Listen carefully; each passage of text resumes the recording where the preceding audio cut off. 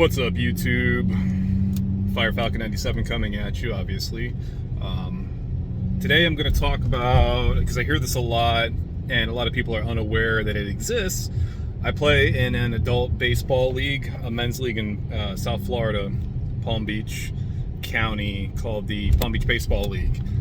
And you can kind of sum it up by calling it, the best comparison I can make is it's Little League for adults. It's a men's league. A lot of guys playing there, ranging from guys who couldn't make their high school team, guys that only played in Little League, all the way up to professionals and former professionals. So, having helped my brother run a team for about 10 years, I always hear people talking about how they can run a team.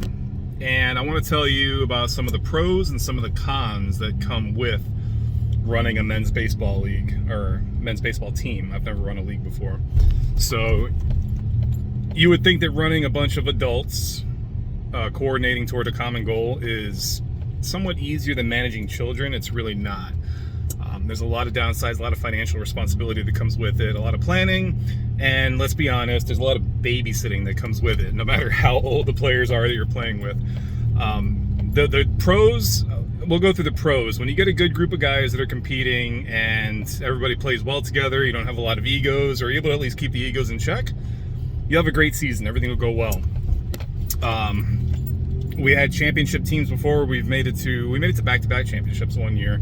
We lost the first one, won the second one, made deep runs in the playoffs, missed it by this much, and all of that. When you get a good group of guys, the camaraderie, everything is great.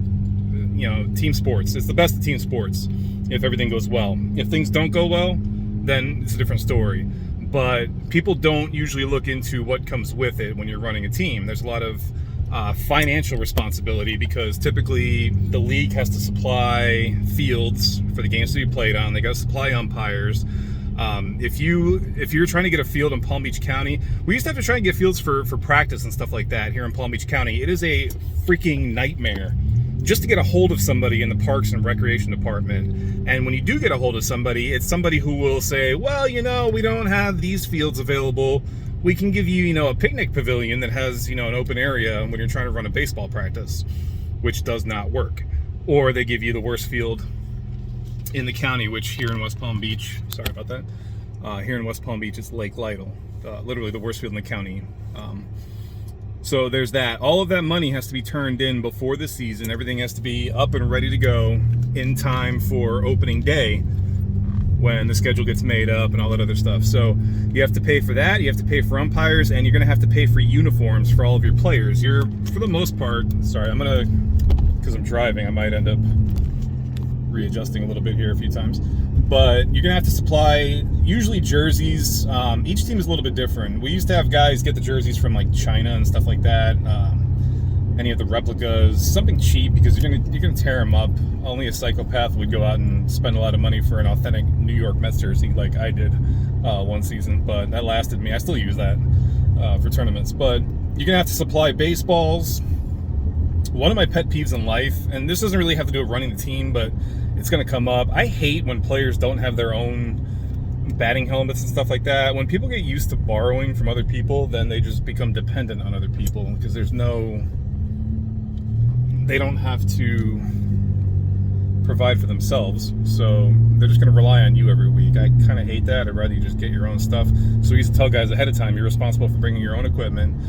If you can afford it, get a team bat or something like that, then great. Helmets, you want to have spare helmets, stuff like pants, uniform stuff that people might not be able to get to. Your commissioner or your president might be able to work with you on stuff if new guys join the team. So all of that has to be squared away, and all of that falls on the manager if the players can't get their shit together. So that's one thing to consider, because a lot of times you're going to end up having to come out of pocket and you're not going to get reimbursed. It's like when people break your bat. Someone borrows your bat and breaks it. I think in the history of humanity, not counting professionals, that bat's not getting replaced. They'll be like, oh, my bad, I'll replace it.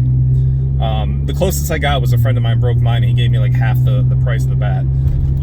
Otherwise, that bat's broken, it's done, and just, you're on your own to get a new one. So that's always going to come up. Equipment, you're responsible for providing baseballs if you're running a team. All that stuff needs to be taken into account. As far as other costs, like umpires get paid. We have to pay them every week. You can either factor it into your team fees, because usually before the season you get everybody a cost of what the team fee is going to be. You can group the umpire fee into that and put all that money into a bank account. That way each week you just take out however much money is due. Or you can have the guys bring a certain amount of money each week.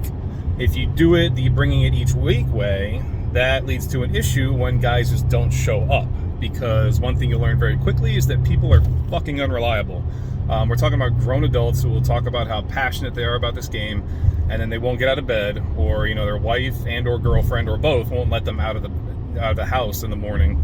So that's also going to happen. You're going to have people who don't show up. So if you get 8 guys showing up and you were expecting 12, and you tell everybody to bring a certain amount of money, that number is going to be off, and you're going to have to cover that difference. Otherwise, you can't play the game without paying the umpires. It's as simple as that. So those are things that you have to take into account, because a lot of people are very, very unreliable, which is going to bring me to the next point. You have to consider who you're putting on this team, because people do not show up.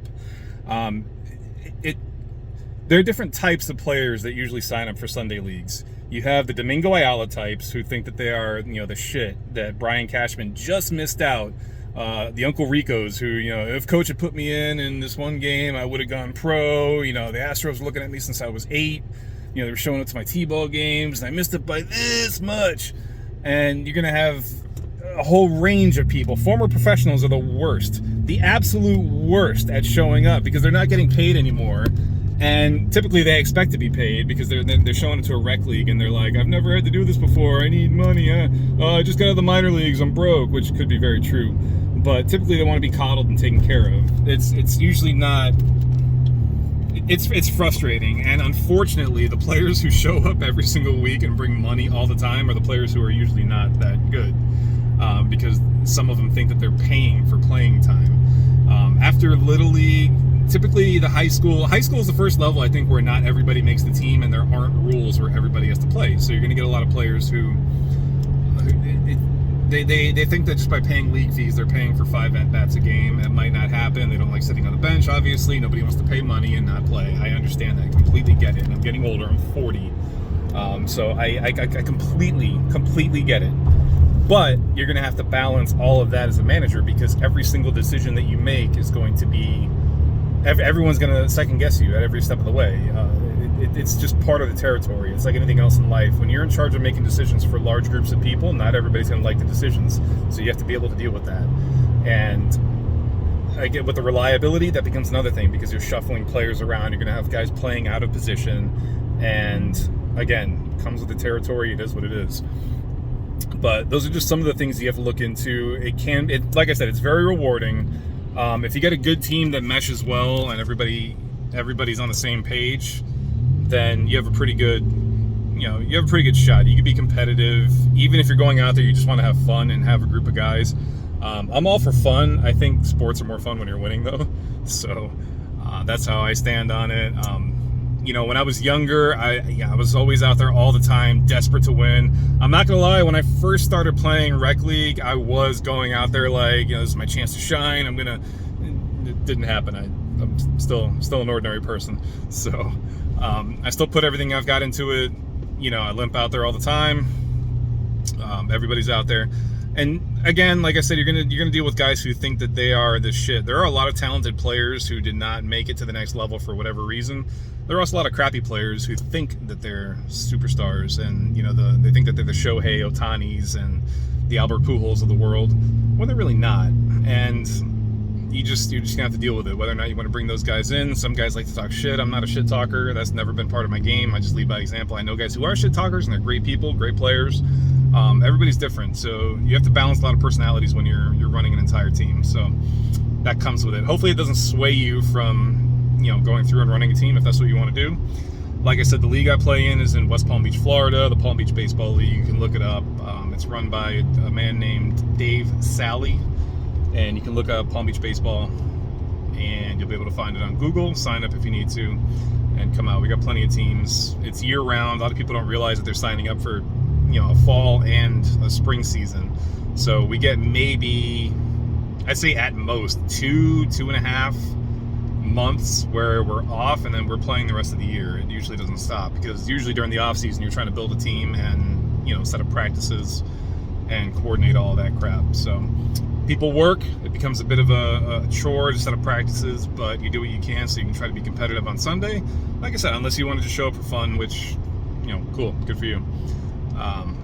But yeah, that does it. Just wanted to give you guys some little bit of insight into what goes on in Sunday League. Would you play Sunday League? So yeah, got any questions? Let me know in the comments section. And until next time, later, guys.